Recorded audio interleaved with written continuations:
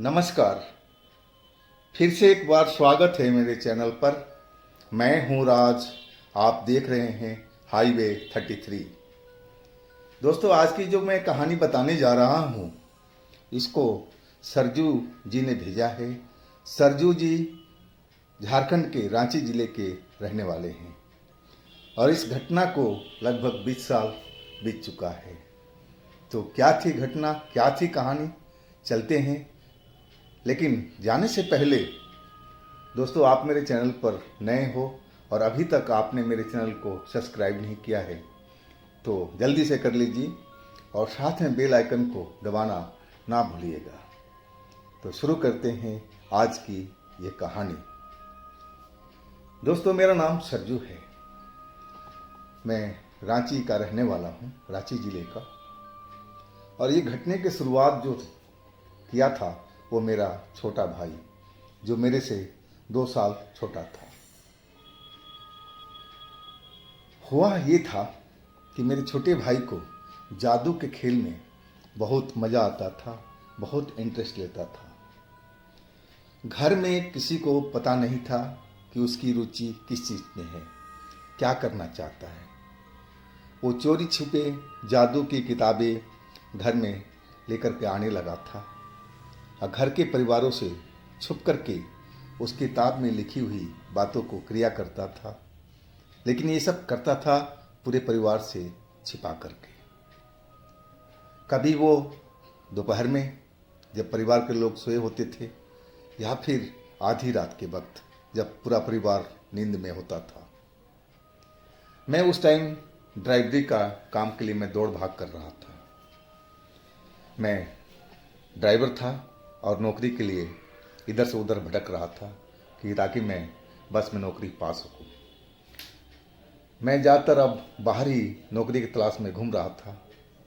अब मैं घर में बहुत कम रुक रहा था। घर में जो हमारे मेन थे वो हमारे पिताजी थे, माँ थी और हमारी 2 बहनें थी। और एक रात को वही मेरा छोटा भाई कुछ करने लगा था अपने कमरे में।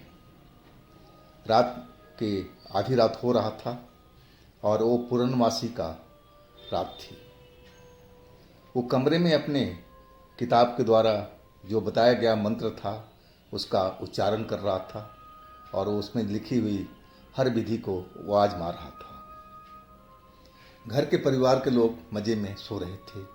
किसी को कुछ भी नहीं पता था कि वो अपने बंद कमरे में होकर के और रात को क्या गोल खिला रहा है। अचानक एक चीख ने पूरा घर चीख से कांप उठा था।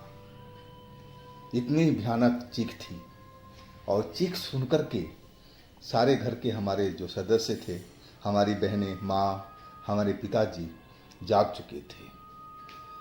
वो चीख मेरे छोटे भाई के कमरे से आ रही थी जहाँ वो पढ़ाई करता था और सोता था।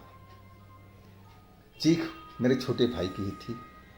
वो बहुत दर्द भरी आवाज़ में चिल्ला रहा था, मुझे बचाओ, मुझे बचाओ पिताजी, माँ मुझे बचाओ, मुझे बाहर निकालो इस कमरे से, वह मुझे मार देगी, पिताजी जल्दी करो नहीं तो मेरा मर्डर कर देगी, खून कर देगी, मेरा खून पी जाएगी।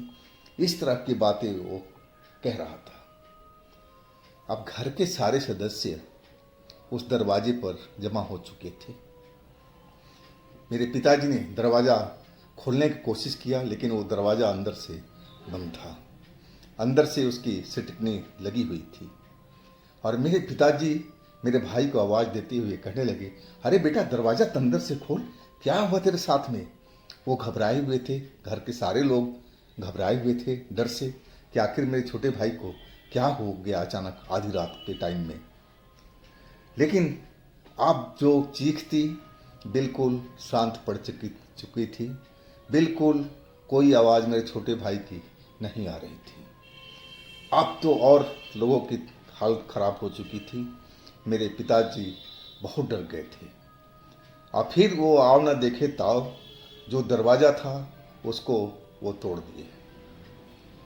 दरवाज़ा तोड़ने के बाद में जैसे ही अंदर कमरे में पहुंचते हैं तो क्या देखते हैं कि मेरे भाई जमीन पर गिरा हुआ है और उस पर एक औरत बैठी हुई है, बिल्कुल लाल कपड़ों में। मेरा भाई घायल है, कई जगह से उसके खून दिखाई पड़ रहा था, चेहरे पर, गले पर, हाथ पर। आज जैसे ही उस औरत को मेरे पिताजी ने देखा तो और डर चुके थे। वो समझ नहीं पा रहे थे कि बंद कमरे में ये औरत कहाँ से आ गई और मेरे बेटे के साथ में इसने क्या किया है।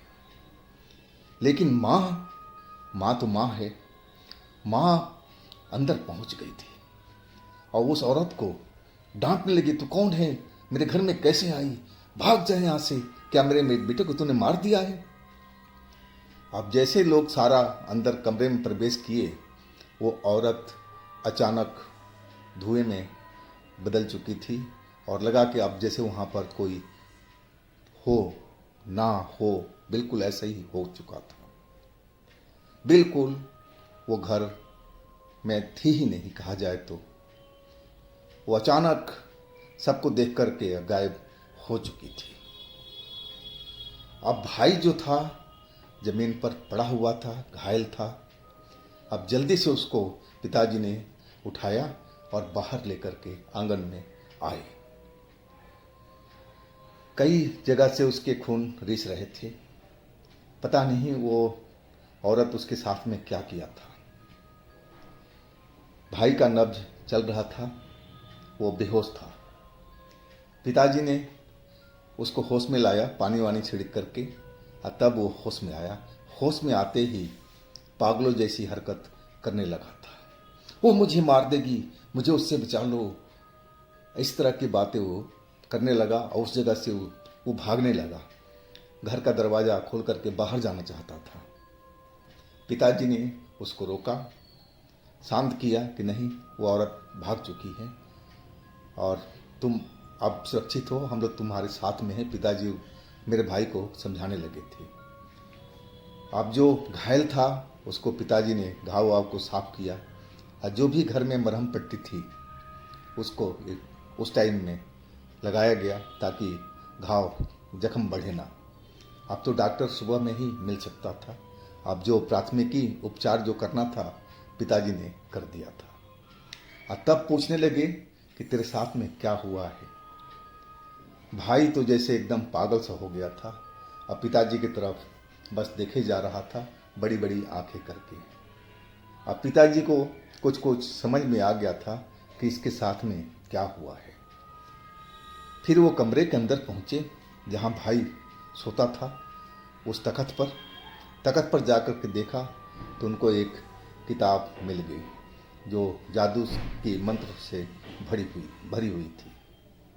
अब उस किताब को देखते ही पिताजी को समझ में आ गया था कि जरूर किसी शक्ति को इसने जागृत किया है और वही शक्ति इसका जान लेने पर तुली हुई थी। अब सब घर के लोग परेशान हो चुके थे। सब लोग डर से कांप रहे थे कि अब क्या होगा, कैसे क्या होगा। लेकिन पिताजी ने सबको शांत किया। बोले मैं किसी को जानता हूँ लेकिन इस वक्त तो नहीं जा सकते, अब तो सुबह का इंतज़ार करना पड़ेगा। और आखिरकार सुबह तक इंतज़ार करने के बाद में मेरे को माँ को पिताजी ने बोला कि देखो अब इसको तुम देख रेख करो, इसको बाहर जाने बिल्कुल मत देना। मैं जा रहा हूँ और उनसे, हमारे एक गुरु हैं, उनसे मैं जाकर के सलाह करता हूँ कि आगे अब क्या किया जाए। और संजोग से जैसे ही पिताजी बाहर निकले थे और उसी वक्त में घर में आ गया था। घर में घुसते ही सारी हालात मुझे खबर मिल चुकी थी। मैं खुद हैरान था कि ऐसा कैसे हो गया, क्या जादू सही में होता है। मुझे तो जादू पर बिल्कुल यकीन नहीं था। लेकिन घर की जो हमारे साथ में, भाई के साथ में हुआ था हादसा, वो सब लोगों ने देखा था अपनी आंखों से, तो आखिरकार मुझे भी विश्वास करना पड़ा था। अब हम भी इंतज़ार कर रहे थे। पिताजी तो निकल गए थे अपने गुरुजी के पास में और दोपहर के आसपास पिताजी लौट करके आए। और जब लौट के आए तो उनके साथ में उनके गुरुजी थे। गुरुजी ने पहले तो उस किताब को देखा जो मेरे भाई ने रात को अध्ययन किया था या जो भी क्रिया किया था, और उस किताब को देख कर के गुरुजी, उनके दिमाग पर परेशानी, उलझन जैसा चेहरा हो चुका था। वो मेरे पिताजी को कहने लगे, ये तो बहुत बड़ा अनर्थ कर दिया है, इसको ये किताब मिली कहाँ से? इसमें जो मंत्र है ये तो बहुत शक्तिशाली है। अब पिताजी बोलने लगे, अब क्या होगा? गुरुजी कहने लगे कि शांत रहो, मैं करता हूँ, कुछ देखता हूँ। अब मेरे भाई के पास में वो आकर के बैठ गए थे और उसकी हाथ का नब्ज पकड़ लिए, जैसे कोई डॉक्टर मरीज को देखता है, और उसी हिसाब से वो नब्ज को चेक कर रहे थे। कुछ मिनट के बाद में बोले, देखो ऐसा है, इसमें जो लक्षण है वो शक्ति का भी है। वो बताने लगे, वो कहने लगे कि वो जो भी थी शक्ति, इसके अंदर में उसका अंश है। इसके लिए हमें एक पूजा पाठ करना पड़ेगा। अब गुरुजी की बात सुनकर के पिताजी कहने लगे कि आप तो जो करना है कीजिए, आप कैसे भी करके उस शक्ति से इसका पीछा छुड़वाइए। अब गुरुजी कहने लगे कि हाँ मैं करूँगा, लेकिन इसमें टाइम लगेगा और आप लोगों का भी मदद चाहिए, तभी ये काम संभव हो पाएगा। और लेकिन इस घर में नहीं होगा ये सब पूजा पाठ, ये हम एकांत में करेंगे, किसी सुनसान जगह पर। बातचीत अब पक्की हो चुकी थी और वो मेरे भाई को एक लाल धागा मंत्र से पढ़ करके और उसके गले में डाल दिए थे। बोले अभी फिलहाल के लिए यही काफ़ी है, अब फिर मैं देखता हूँ कि कब का हम ये सब तैयारी करेंगे, कब काम ये करेंगे पूजा का। इसके बाद पिताजी उनको पहुँचाने गए थे और फिर वो जब वापस आए तो कहने लगे, गुरुजी ने कल का रात का बात किया है, कल रात को 12 बजे के आसपास पूजा पाठ वो होगा, लेकिन इस घर में नहीं होगा। जो हमारा खेत है, खेत का जो ट्यूबवेल है, वहाँ पर ये होगा। ये कि हमें गुरुजी ने बोला है कि एकांत चाहिए, वहाँ बिल्कुल कोई आसपास में नहीं होना चाहिए। तो उसे एकांत जगह तो कहीं और नहीं मिलेगा। चलो अब कल की हम लोग तैयारी करते हैं। अब गुरुजी ने जो जो सामान मंगवाया था, वो सामान का लिस्ट पिताजी ने मुझे दे दिया था। वो लिस्ट में जो सामान था मैं ला करके और रख लिया था। अब कल की, अब रात का इंतज़ार था। और इस बीच जो मेरा भाई था, बिल्कुल पागलों वाली हरकत कर रहा था। बिल्कुल कभी आसमान की तरफ देख रहा था, कभी घर से निकल कर के बाहर भागने की कोशिश करता था। बार बार वही चिल्लाता था, वह मुझे मार डालेगी, मैं भागूंगा यहाँ से, नहीं तो वो मेरे पीछे आ जाएगी, मेरा खून पी जाएगी। वो बिल्कुल डरा हुआ था अभी भी। जो गुरुजी ने लाल धागा उसके गले में डाल रखा था, शायद उसका अभी असर नहीं हो रहा था या पता नहीं क्या चक्कर था, क्योंकि वो बिल्कुल अभी भी डरा हुआ मुझे दिखाई पड़ रहा था। खैर हम लोग उसको अब संभाल कर रखे हुए थे घर में, बाहर कहीं जान नहीं दे रहे थे। हर सदस्य अपना काम कर रहा था, रखवाली कर रहे थे उसका। अगला दिन भी आ गया और फिर रात भी आ चुकी थी। पिताजी सारा सामान लेकर के और हमारे खेत पर, ट्यूबवेल वाले पर पहुंच गए थे।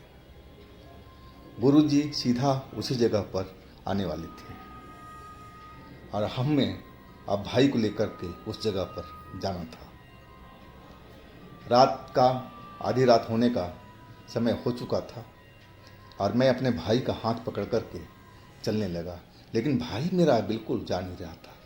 वो चिल्लाने लगा था कि नहीं नहीं, मैं नहीं जाऊंगा, वो आ जाएगी। फिर मुझे वो मारने लगेगी, मेरा खून पीने लगेगी, मुझे मार डालेगी। वो अपनी जगह पर बिल्कुल जायज़ था, डरा हुआ था। मैं उसको पुचकारते हुए, संभालते हुए, कैसे भी करके उस जगह पर अपने खेत के ट्यूबवेल पर ले गया। गुरुजी वहाँ पर आ चुके थे और उन्होंने पूजा पाठ का जो सामग्री था वो अपना आसन बना लिया था। दीपक जला हुआ था, 5 दीपक, और बीच में एक बड़ा दीपक और भी जल रहा था। और फिर वो बोले कि छोटे को सामने बिठाओ। छोटे तो बिल्कुल बैठ ही नहीं रहा था उस जगह पर। बड़ी मुश्किल से पकड़ करके हम बाप बेटे ने उसको उस जगह पर बिठाया जहाँ गुरुजी कह रहे थे कि यहाँ पर इसको बैठना है। और फिर गुरुजी ने अपना मंत्रोच्चार शुरू कर दिया था। वो मंत्रोच्चार शुरू करने के करीब 10 मिनट बाद में और मेरे भाई की जो हरकत थी, जो शांत बैठा हुआ था, उसमें तो लगा कि जिससे कोई दौरा पड़ रहा हो। उसकी सारा शरीर ऐंठने लगा था, गर्दन इधर से उधर घूमने लगी थी, आंखें मोटी मोटी सी हो चुकी थी और वो भारी आवाज में एकदम बोलने लगा। गुरुजी उससे पूछने लगे कि तू कौन है और इसके शरीर में क्यों प्रवेश किया है। वो जो भी उसके शरीर में थी, बहुत भारी आवाज़ थी उसकी, जो मेरे भाई के मुंह के अंदर से निकल रही थी।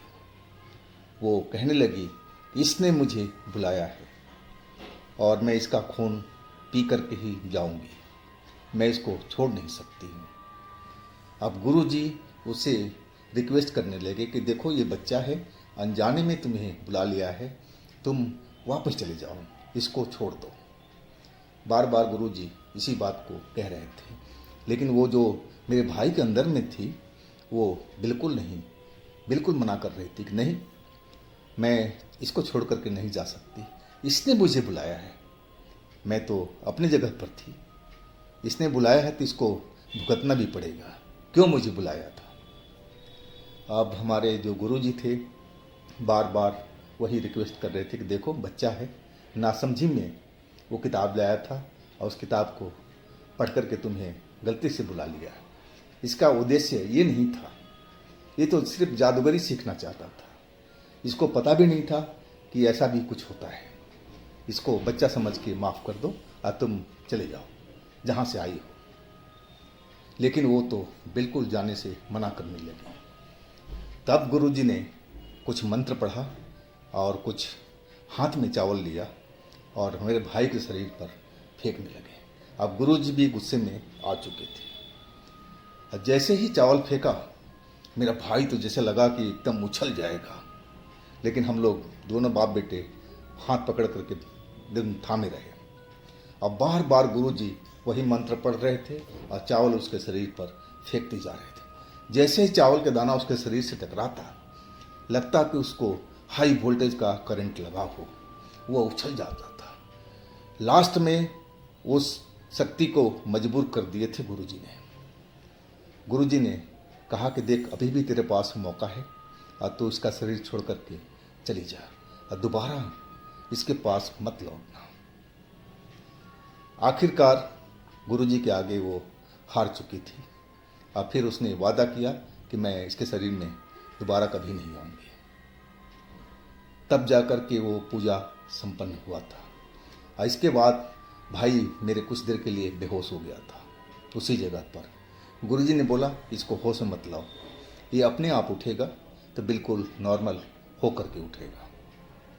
और वही हुआ था कि जब उसको होश आया तो बिल्कुल शांत था, जैसे पहले रहा करता था। मैं इस घटना को कभी भूल नहीं पाता। और उसके बाद से तो भाई मेरा जो था वो जादू की तरफ देखता भी नहीं था, वो इतना डर चुका था। और घर में तो उस पर नज़र काफ़ी दिनों तक रही हमारे घर वालों को कि कहीं ये दोबारा ऐसी हरकत ना करे। लेकिन वो अब इस खेल से डर चुका था। वो समझ लिया था कि ये खेल बहुत ही जानलेवा है, ये कोई साधारण खेल नहीं है, हर किसी की बस की बात नहीं है। तो दोस्तों, ये थी सरजू जी की अपनी आप बीती। अगर आपके पास भी इस तरह का कोई घटना है तो आप मुझे इंस्टाग्राम पर या मेरे व्हाट्सएप नंबर पर ज़रूर शेयर कीजिएगा। और दोस्तों मेरे दूसरे चैनल पर भी जाइए, उनमें भी अच्छी अच्छी कहानी हमने डाली हुई है जो बेहद आपको पसंद आएगी। उन कहानियों का भी आप मज़ा लीजिए और मेरे चैनल को सब्सक्राइब कीजिए, लाइक कीजिए, शेयर कीजिए। फिर हम मिलते हैं अगले दिन एक नई घटना, एक नई कहानी के साथ में। आप लोग अपना बहुत ही ख्याल रखिएगा। नमस्कार।